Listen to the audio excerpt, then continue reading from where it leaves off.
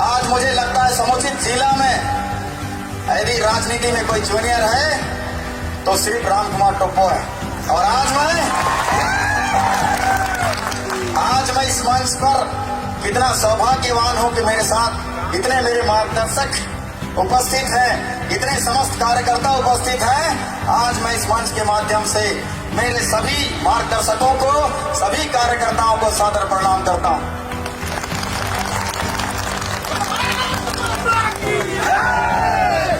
आप सभी को बताना चाहता हूं, मान्यवर, क्योंकि मैं एक ऐसा विधानसभा क्षेत्र से आता हूं, ऐसा सौंदर्य शायद बहुत ही कम लोगों को मिलता है। हमारे विधानसभा क्षेत्र में शिमला का एहसास दिलाने वाला सुंदर पर्वतमालाएं भी है, सुंदर झरने भी है, लहलाते हुए खेत की फसलें हैं और नदियों की जलधाराएं भी है और सुंदर पठार की तरह प्लेन जमीनें भी है। लेकिन सोचिए, इतने सुंदर भौगोलिक क्षेत्र को आज तक लोगों ने लूटा। इसे कांग्रेस का गढ़ कहा जाता रहा है, लेकिन कांग्रेस के नेताओं ने सिर्फ मेरे क्षेत्र को लूटने का काम किया। इन्होंने जमीन घोटाला करके हमारे सीतापुर विधानसभा क्षेत्र के हजारों एकड़ जमीन को लूट लिया। यहाँ तक कि हमारी माताओं बहनों को बिना कर्मा त्योहार का रोड में नचवा के हमारा मान सम्मान लूट लिया। और इतना ही नहीं साथियों, इन्होंने हमारे क्षेत्र के सभी सरपंचों के जितने राजकोष थे, जितने मदे थे, हेलीकॉप्टर में आए लेकिन उसका भी बिल धरा के सारे मदों को लूट लिया। इतना भ्रष्टाचार कि आज क्षेत्र में जब घूमते हैं आप तो जनता का जन समर्थन दिखता है, उसका जब मांग दिखता है तो मुझे पता चलता है कि शायद इसीलिए क्षेत्र की जनता ने पत्र लिखकर किसी फौजी को बुलाया है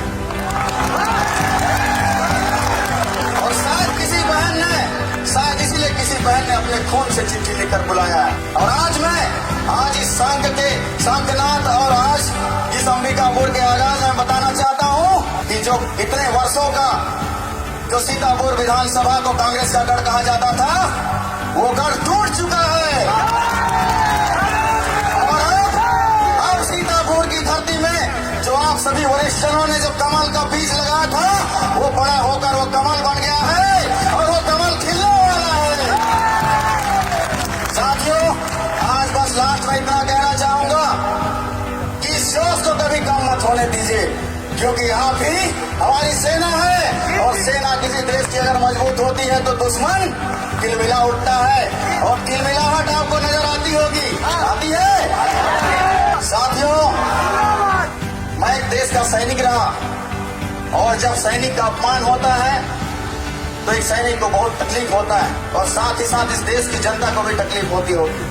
लेकिन 14 फरवरी 2023 की बात है। 14 फरवरी को हमारे देश में एक ऐसा हमला हुआ था जिसको पुलवामा हमले के नाम से जानते हैं। उस दिन 46 जवान शहीद हुए, 46 घर की दीपक बुझ गई, 46 बहनों ने विधवा रूप धारण कर लिया, 46 माताओं की गोद उजड़ गई।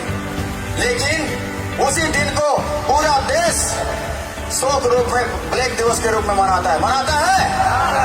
लेकिन ये दुर्भाग्य की बात है कि मेरे माइन पाट की धरती में इसी साल 14 फरवरी को बड़ी धूमधाम से किसी की शादी की सालगिरह की बधाई चल रही थी, धूमधाम से कार्निवल मेला चल रहा था। लेकिन उस मेला में सिर्फ एक ही गूंज था कि शादी की सालगिरह की बधाई हो, बधाई हो, बधाई हो।